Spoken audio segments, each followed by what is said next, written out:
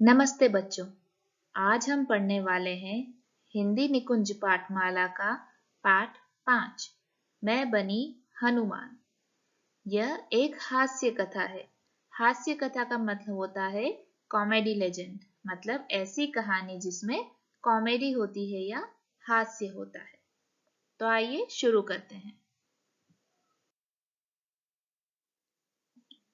ये जो कहानी है ये लेखिका के पॉइंट ऑफ व्यू से हमें बताई जा रही है। मतलब ये जो पूरी कहानी है, जो स्टोरी है, जो राइटर है जिसने ये लिखी है, उसी के पॉइंट ऑफ व्यू से सुनाई जा रही है। तो आइए पढ़ना शुरू करते हैं। स्कूल के वार्षिकोत्सव की तैयारियां शुरू हो गई थी। कार्यक्रम में 2 नाटक रखे गए थे। एक था मर्चेंट ऑफ वेनिस, जो बड़ी लड़कियां खेल रही थी, और छोटी लड़कियां राम कथा खेल रही थी। मेरे मन में तीव्र इच्छा थी कि राम कथा में मुझे कोई पार्ट मिल जाए। वैसे मैंने पहले कभी नाटक में अभिनय नहीं किया था, लेकिन मुझे विश्वास था कि मैं अच्छा अभिनय कर लूंगी। जो लेखिका है वो चाहती है, लेखिका मतलब जो राइटर है इसकी, वो चाहती हैं कि उन्हें कोई अच्छा पार्ट मिले। उनके स्कूल में वार्षिकोत्सव की तैयारियां हो रही थी। वार्षिकोत्सव मतलब एनुअल फंक्शन। जैसे आप लोगों के स्कूल में एनुअल फंक्शन होते हैं और उसमें कई सारे प्ले भी होते हैं, सॉन्ग होते हैं, डांस होते हैं, वैसे ही एनुअल फंक्शन होने वाला था लेखिका के स्कूल में। उसमें 2 नाटक रखे गए थे। नाटक मतलब प्ले। 2 नाटक थे, 2 प्ले रखे गए थे। पहला बड़ी लड़कियां कर रही थी जिसका नाम था मर्चेंट ऑफ वेनिस, और जो छोटी लड़कियां कर रही थी वो थी राम कथा। तो जो हमारी लेखिका थी वो चाहती थी कि उन्हें राम कथा में कोई मेन पार्ट करने को मिल जाए। मेन पार्ट मतलब कोई मेन कैरेक्टर उन्हें करने के लिए मिल जाए, क्योंकि उन्हें खुद पर बहुत ज्यादा विश्वास था, उन्हें कॉन्फिडेंस था कि वो बहुत अच्छा एक्टिंग कर लेंगी। राधिका हमारे क्लास की सबसे सुंदर लड़की थी। सीता का पार्ट तो उसे ही मिलना था। मैं राधिका से छोटी थी, ऊपर से मेरी आवाज तीखी और महीन थी, इसलिए राम बनने की बात तो सोच भी नहीं सकती थी। मैंने सोचा लक्ष्मण बनने में कोई बुराई नहीं है। कुछ दिन तो मैं इसी कल्पना में खोई रही, सोचती धनुष बाण लेकर लक्ष्मण के रूप में मैं कितनी अच्छी लगूंगी। माता पिता भी सोचेंगे, अरे हमारी बिटिया में इतने गुण हैं, हमें तो पता ही नहीं था। जो लेखिका है वो सोच रही है कि जो उनकी क्लास की सबसे सुंदर लड़की है, जो सुंदर का मतलब होता है ब्यूटीफुल, जो सबसे सुंदर लड़की है राधिका, उसे सीता का पार्ट मिलना था।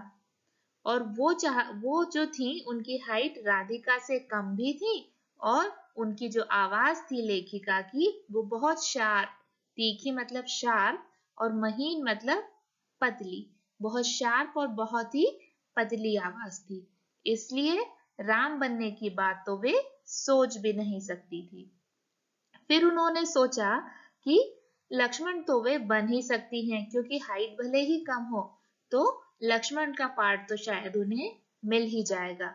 वो बार बार प्रैक्टिस करने के लिए धनुष बाण लेकर और लक्ष्मण के गेटअप में रेडी हो जाती और सोचती कि वो कितनी अच्छी लगेंगी। उन्हें लगता कि उनके जो माता पिता हैं, जो उनके मम्मी पापा हैं, वो भी उन पर बहुत प्राउड करेंगे, बहुत गर्व करेंगे कि मेरी जो बेटी है वो उसमें कितने सारे गुण हैं। हमें तो पता ही नहीं था। उन्होंने सोचा कि अगर मैं लक्ष्मण का पार्ट कर लूंगी तो मेरे मम्मी पापा जो है बहुत खुश हो जाएंगे और मुझ पर गर्व करेंगे। एक दिन मेरी टीचर ने मुस्कुराते हुए मुझे बुलाकर कहा, मैंने नाटक में तुम्हें भी पार्ट दिया है। तुम्हें वानर सेना में रहना होगा, राम की मदद करनी पड़ेगी। यह सुनकर मुझे बहुत निराशा हुई। मैंने कहा, क्या मुझे हनुमान का पार्ट भी नहीं मिल सकता?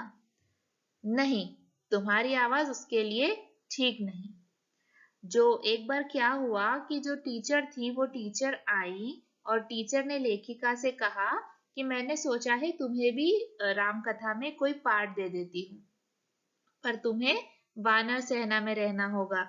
लेखिका ने तो सोच रखा था कि उन्हें शायद लक्ष्मण का पार्ट मिल जाएगा, लेकिन जब टीचर ने आकर कहा, टीचर मतलब जो अध्यापिका थी वहां की, जो टीचर थी, उन्होंने आकर कहा कि तुम्हें वानर सेना में रहना है। वानर सेना मतलब जो बंदरों की जो सेना थी, जो हनुमान जी के साथी थे, उस वानर सेना में रहने के लिए लेखिका को कहा।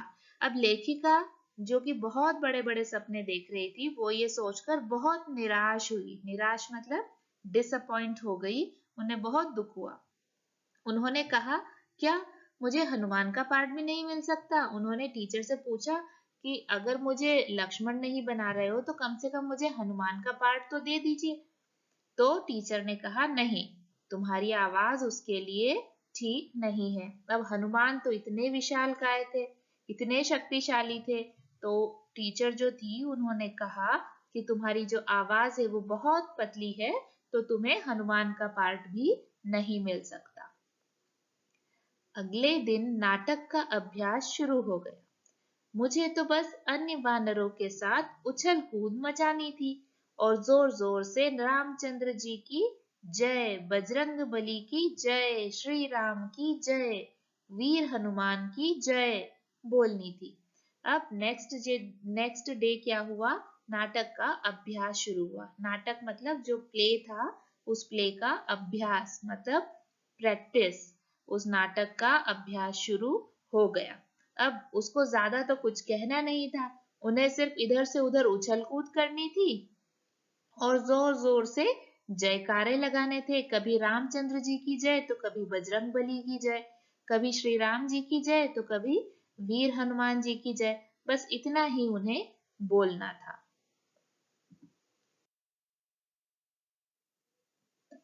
आखिर वार्षिकोत्सव का दिन आ गया। हम सब बड़ी उमंग में थे। मैंने भी वानर का भेष बना रखा था। लाल कुर्ता, लाल पायजामा, बंदर का मुखौटा। तभी चौकीदार ने एक कागज टीचर को लाकर दिया। उन्होंने उसे गौर से पढ़ा। प्रिय बहन जी, मुझे बहुत अफसोस है कि अलका के खसरा निकल आया है। उसे तेज बुखार भी है। खेद है कि वह नाटक में भाग नहीं ले सकेगी। अब एट द एंड जो क्या हुआ, वार्षिकोत्सव का दिन आया, मतलब वो दिन आ गया जिस दिन एनुअल फंक्शन होने वाला था। सभी बड़ी उमंग में थे। उमंग में थे मतलब बहुत एंथुजियास्टिक थे, बहुत ही एक्साइटेड थे। मैंने भी वानर का भेष बना रखा था। भेष का मतलब होता है गेटअप, जो मेकअप होता है। जब भी कोई एक्ट में हम पार्टिसिपेट करते हैं तो जो कैरेक्टर होता है उसके अकॉर्डिंग हमें जो मेकअप करना होता है उसे कहते हैं भेष। तो उसने भी वानर का भेष बना रखा था। अब वो कैसे था?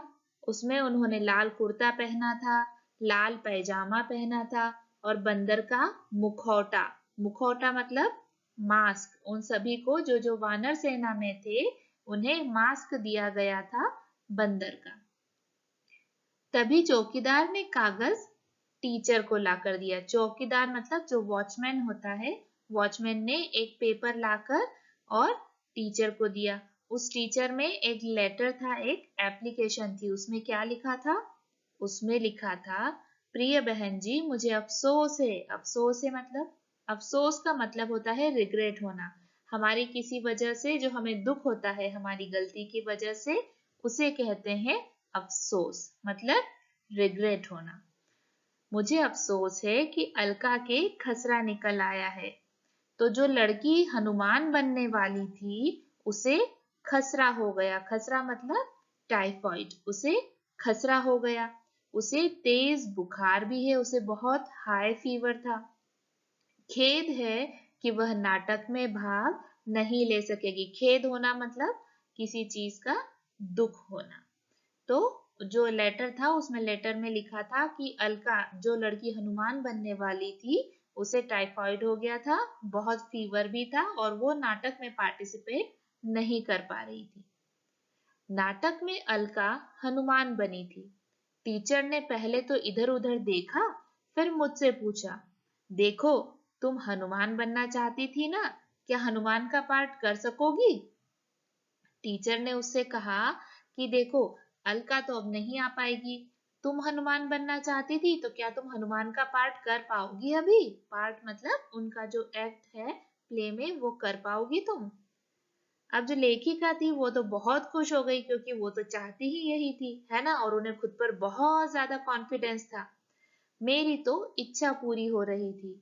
मैंने गदगद होकर कहा, हाँ हाँ क्यों नहीं, अगर कुछ भूल भी गई तो मैं उसी समय कुछ मन से बनाकर काम चला लूंगी। पर टीचर बोली, नहीं नहीं, तुम्हें अपनी तरफ से कुछ भी जोड़ना घटाना नहीं है। मैं पर्दे के पीछे से बताती जाऊंगी, तुम वही दोहराती जाना और आवाज जरा तेज और तीखी होनी चाहिए। अब क्योंकि वो जो हनुमान का पार्ट प्ले कर रही थी अलका नहीं आ रही है, तो टीचर ने लेखिका से पूछा। तो लेखिका जो थी बहुत गदगद हो गई। गदगद मतलब ओवरवेल्म हो जाना, खुशी के कारण बहुत ज्यादा खुश हो जाना, प्रसन्न हो जाना, उसे कहते हैं गदगद होना। हाँ हाँ क्यों नहीं, वो बहुत खुश हो गई थी। उसने टीचर से कहा, हाँ हाँ क्यों नहीं, मैं तो आराम से कर लूंगी। अगर भूल भी गई तो कुछ ना कुछ तो मन से बनाकर मैं बोल ही दूंगी। पर फिर टीचर जो थी उन्होंने कहा कि नहीं नहीं नहीं, मन से तुम्हें कुछ भी नहीं बोलना है। तुम्हें मैं जो पर्दा है जो जब भी प्ले होता है तो पीछे से टीचर ने कहा कि मैं जो है कर्टन्स के पीछे से तुम्हें बोलती जाऊंगी और उसी चीज को तुम दोहराती जाना। दोहराना मतलब रिपीट करना। जो मैं कह रही हूँ उसे सुनती जाना और दोहराती जाना, लेकिन अपनी आवाज जरा तेज रखना क्योंकि हनुमान की आवाज तो बहुत तेज होती है। तो उन्होंने उसको समझाया कि तुम मन से कुछ मत बोलना, मैं जो कहूंगी उसे रिपीट करना, बट अपनी आवाज भी थोड़ी सी तेज रखना।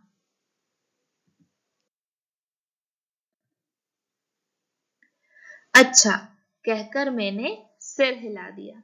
तो उसने कहा कि हाँ ठीक है, ओके, जैसे आप बोल रही हो मैं वैसे ही कर लूंगी।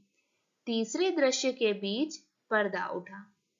तीसरा दृश्य मतलब थर्ड सीन था।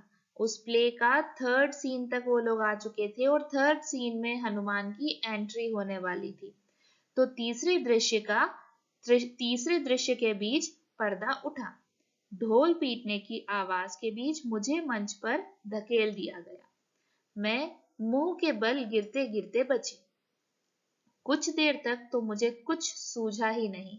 लगा जैसे हाथ पैर ठंडे हो रहे हैं। फिर मैंने अपना मुखौटा ठीक किया। एक गरजती आवाज कानों से टकराई। घबराहट में होश हवास खो बैठी। बोलने के लिए मुंह खोला तो गले से आवाज भी नहीं निकली। क्या बोलना था यह भी याद नहीं रहा। तभी टीचर की आवाज कानों में पड़ी। मैं भी बिना सोचे समझे वही दोहराने लगी जो टीचर बोल रही थी। अब जैसे ही थर्ड सीन स्टार्ट हुआ, हनुमान की एंट्री होने वाली थी, तो ढोल पीटने की आवाज आई। ढोल जो बड़े से जो ड्रम होते हैं वो ढोल उन्होंने पीटना शुरू किया और हनुमान को मंच पे धकेल दिया। हनुमान मतलब हमारी लेखिका जो अभी तक बहुत कॉन्फिडेंस में थी, उन्हें मंच पर धकेलना मतलब पुश करना या मंच पर भेजना। उन्हें मंच का मतलब होता है स्टेज, तो उन्हें स्टेज की तरफ पुश करके उन्हें आगे करा। मैं मुंह के बल गिरते गिरते बची। अब वो पहले तो बहुत कॉन्फिडेंस में थी, लेकिन जैसे ही आई वो वहां पर टकरा गई और गिरते गिरते बची। कुछ देर तक तो कुछ सूझा ही नहीं। वो इतनी ज्यादा नर्वस हो गई लोगों को देखकर कि उन्हें कुछ भी समझ में नहीं आ रहा था। हाथ पैर ठंडे हो रहे थे। इस मुहावरे का अर्थ है हाथ पैर ठंडे होना मतलब बहुत ज्यादा डर जाना, बहुत ज्यादा नर्वस होने के कारण बहुत ज्यादा डर जाना, तो उस वजह से हाथ पैर ठंडे हो रहे थे। फिर मैंने अपना मुखौटा ठीक किया, फिर भी उन्होंने जैसे तैसे खुद को संभाला। उनका जो मास्क था, मुखौटा था, उसको ठीक किया, एडजस्ट किया और एक गरजती आवाज कानों से टकराई और आसपास जो हल्ला हो रहा था, शोर हो रहा था, वो उनके कानों से टकराई। अब घबराहट में होश हवास खो बैठी। घबराहट में उन्हें कुछ समझ में नहीं आ रहा था। उन्हें सेंस नहीं रहा, उन्हें होश नहीं रहा कि उन्हें क्या कहना है, क्या बोलना है। बोलने के लिए मुंह खोला तो गले से आवाज भी नहीं आई। नर्वसनेस के कारण वो कुछ बोल भी नहीं पाई। क्या बोलना था यह भी याद नहीं रहा। तभी टीचर की आवाज कानों में पड़ी। तभी जो उनकी टीचर थी उन्होंने पीछे से बोलना स्टार्ट किया। तो लेखिका ने सोचा कि बस अब ठीक है, और तो कुछ मुझे समझ में आ नहीं रहा है, तो जो टीचर बोल रही है बस उसको रिपीट कर दूंगी। मैं राम के चरणों में हाथ जोड़े बैठी बोलती जा रही थी। हे स्वामी, मैं आपका आज्ञाकारी सेवक हूँ, आपके लिए जान की बाजी लगा दूंगा। अब वो वहां बैठ गई राम के चरणों में और बोलना शुरू कर दिया कि हे स्वामी, हे भगवान, मैं आपका आज्ञाकारी सेवक हूँ, आपका ओबीडियंट सर्वेंट हूँ, आपके लिए जान की बाजी लगा दूंगा। जान की बाजी लगा देना मतलब अपने प्राणों की भी चिंता नहीं करना। तो उन्होंने कहा कि आप अगर कहेंगे तो मैं अपने जान की बाजी लगा दूंगा। हे भगवान, तुमने अपनी पूंछ तो लगा ही नहीं, अध्यापिका ने कहा। मैंने भी वाक्य ज्यों का त्यों दोहरा दिया। जो लेखिका अभी तक बहुत कॉन्फिडेंस में थी, वो इतना डर गई कि उन्हें कुछ समझ में नहीं आया।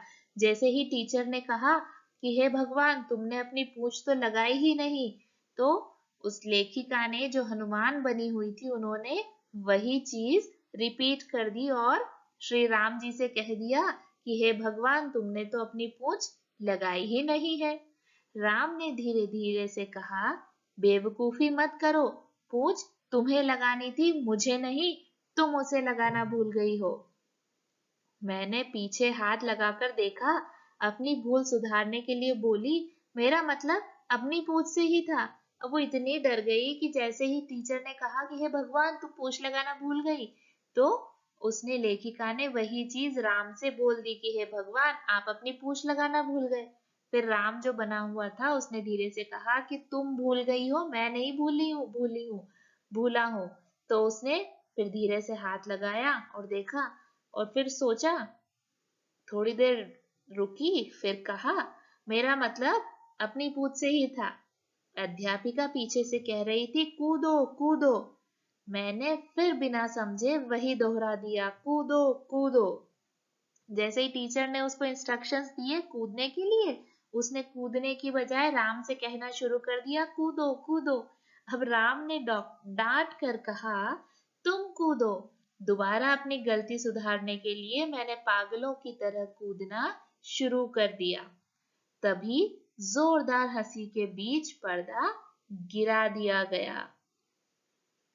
अब क्या हुआ, वो लेखिका इतनी नर्वस थी कि सारी चीजें उन्होंने उल्टी पुल्टी कर दी। जो उन्हें इंस्ट्रक्शंस दिए जा रहे थे वो भी उन्होंने बोलना शुरू किया। जब राम ने उसे दोबारा डांट कर समझाया, तब उसे समझ में आया और उसने कूदना शुरू किया। इस गलती की वजह से जो दर्शक थे, जो ऑडियंस थी, वो बहुत ज्यादा हंसने लग गई और फिर पर्दा गिरा दिया गया। अब देखिए आगे क्या होता है। टीचर चुप थी, उनका मुंह लाल था। मुंह लाल होना मतलब बहुत ज्यादा गुस्सा हो जाना। उन्होंने मेरा पार्ट काट पीट कर छोटा कर दिया। अब मुझे सिर्फ आखिरी दृश्य में ही मंच पर आना था। अब जो टीचर थी वो बहुत गुस्सा हो गई थी लेखिका से। उन्होंने क्या किया, हनुमान का जो पार्ट था वो काट के छोटा कर दिया और सिर्फ उनकी लास्ट सीन, आखिरी दृश्य मतलब लास्ट सीन में ही उसकी एंट्री रखी। मेरी घबराहट भी कम हो चुकी थी। पर्दा उठा, मैंने अपने वाक्य ठीक से बोले। अब जो लेखिका थी, उनकी थोड़ी नर्वसनेस कम हो गई थी। अब उन्हें इतना डर नहीं लग रहा था। तो जैसे ही पर्दा उठा, जैसे ही स्टार्ट हुआ दोबारा से नाटक, उन्होंने अपने जो सेंटेंस थे, वाक्य मतलब सेंटेंस, या उनके जो डायलॉग्स थे, वो डायलॉग्स जो उन्होंने ठीक से बोलना शुरू किए। अशोक वाटिका में सीता के सामने पहुंचकर राम की अंगूठी दिखाई। कहा, माता, राम को तुम्हारी बहुत चिंता है। सीता ने भी राम की प्रशंसा की और उदास स्वर में कहा, मैं अब और वियोग नहीं सह सकती। यह कहकर वह दोनों हाथों से अपना मुंह छिपाकर रोने लगी। अब जो नेक्स्ट सीन था वो स्टार्ट हुआ। हनुमान जी की दोबारा से एंट्री हुई। हनुमान जी ने अपने इस बार डायलॉग भी अच्छे से बोले, है ना, और सीता माता ने कहा, सीता माता का सीन स्टार्ट हुआ कि सीता माता ने जैसे ही जो राम जी की अंगूठी थी वो देखी और रोने लगी और बोलने लगी कि वियोग मतलब किसी से दूर हो जाना या किसी से जो अलग हो जाना है, किसी से सेपरेशन का जो भाव होता है उसे कहते हैं वियोग। तो उन्होंने कहा कि अब मैं और वियोग नहीं सह सकती और वो रोने लगी। तभी मुझे लगा कि टीचर कुछ कह रही है। मैंने समझा कि मुझे ही सब बोलना है, सीता तो बस रोती ही जा रही है। मैंने जरा ठसके से कहा, मेरा रूप ही मेरा दुश्मन है, इसी के कारण वह दुष्ट रावण मुझे उठा लाया और अब मुझसे विवाह करना चाहता है। अब देखिए क्या हुआ, जैसे ही सीता रोने लगी तो टीचर के पीछे से आवाज आई। अब टीचर के पीछे से आवाज आई तो जो हनुमान बनी थी हमारी लेखिका, उसे लगा कि सारे डायलॉग शायद जो टीचर है वो उसके लिए बोल रही है। तो ठसके से मतलब बड़े गर्व से और बड़े प्राउडली उन्होंने बोलना शुरू किया। मेरा रूप ही मेरा दुश्मन है, इसी के कारण वह दुष्ट रावण मुझे उठा लाया। वास्तव में ये किसके सेंटेंस थे? ये सेंटेंस थे सीता के लिए। क्यों? क्योंकि सीता को किडनैप करके लाया था रावण और उसने रखा था अशोक वाटिका में। तो सीता को बोलना था कि मेरा रूप ही मेरा दुश्मन है, इसी के कारण वह दुष्ट रावण मुझे उठा लाया और अब मुझसे विवाह करना चाहता है।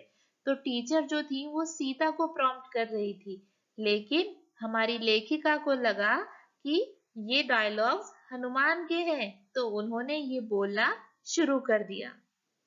सीता चौंक पड़ी मतलब वो एकदम सरप्राइज हो गई, एकदम आश्चर्यचकित रह गई और उन्होंने कहा, क्या? अरे बुद्धू, यह तुम्हें थोड़े ही कहना था।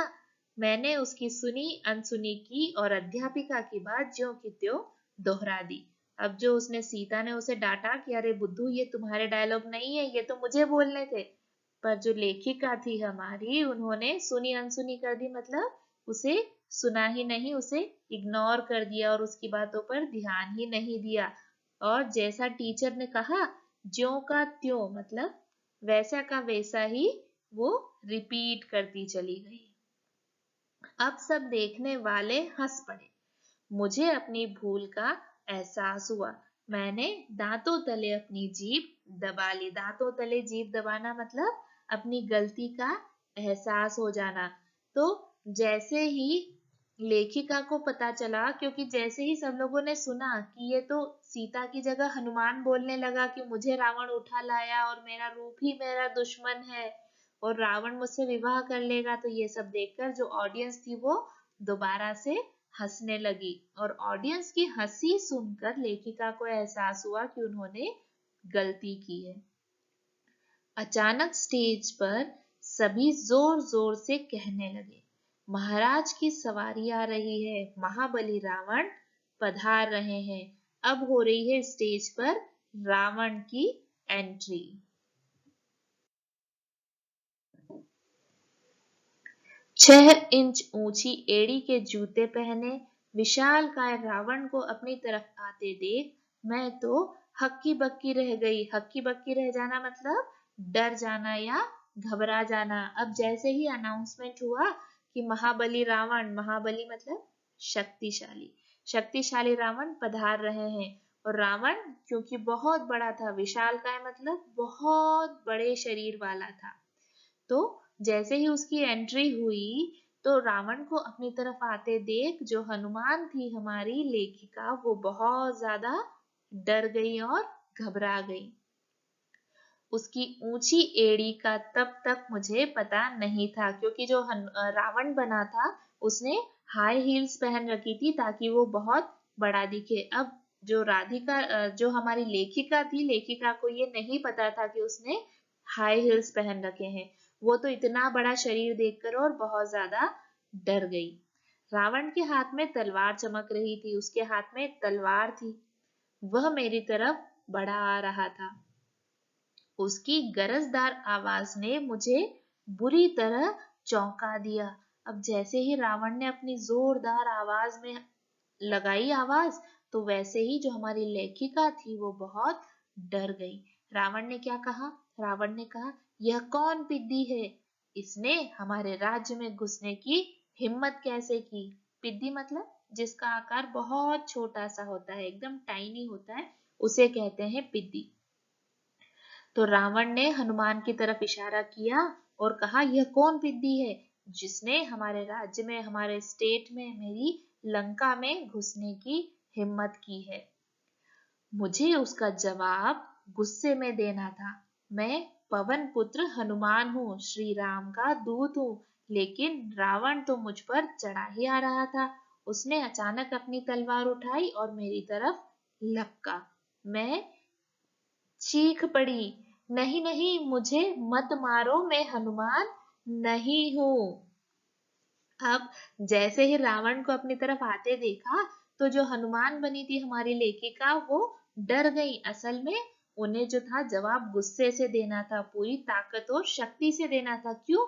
क्योंकि वो तो पवन पुत्र हनुमान थी, बलशाली हनुमान थी, जो श्री राम का दूत बन के और वहां पर गई थी। लेकिन इतने बड़े रावण को अपनी तरफ आते हुए देख वो दोबारा से डर गई।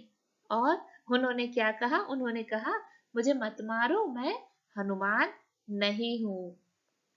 मैंने झपटकर अपना वानर का मुखौटा उतारकर फेंक दिया। सारे हॉल में हंसी का ठहाका गूंज उठा।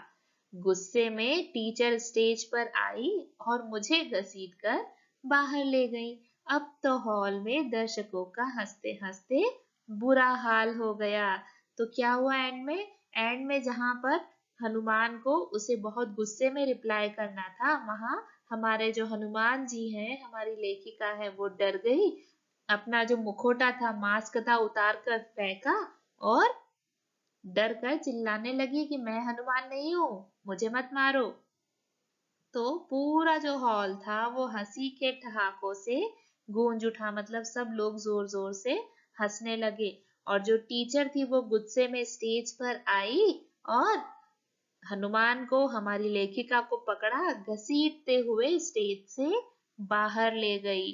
अब तो हॉल में दर्शकों का हंसते हंसते बुरा हाल हो गया है। जो उनकी ये जो पूरी एक्टिंग थी वो देखकर दर्शक बहुत हंसे और हंसते हंसते उनका बुरा हाल हो गया।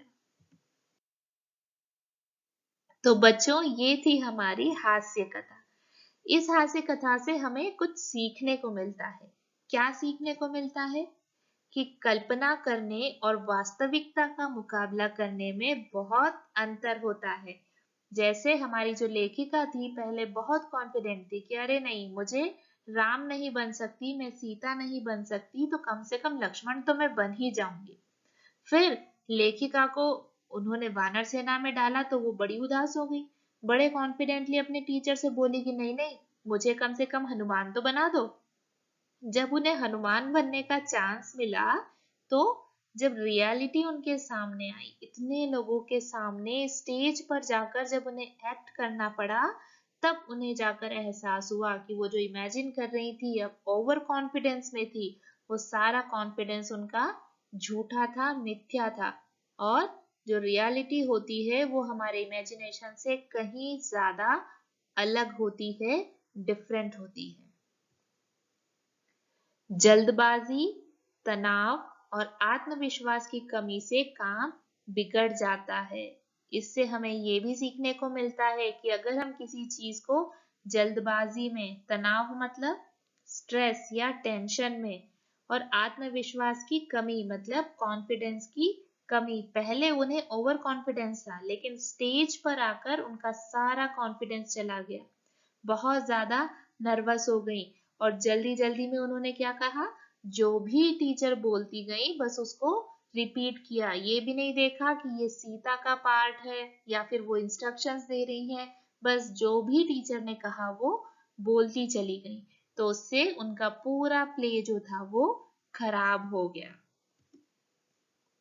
अब इस चीज को कैसे सुधारा जाता है?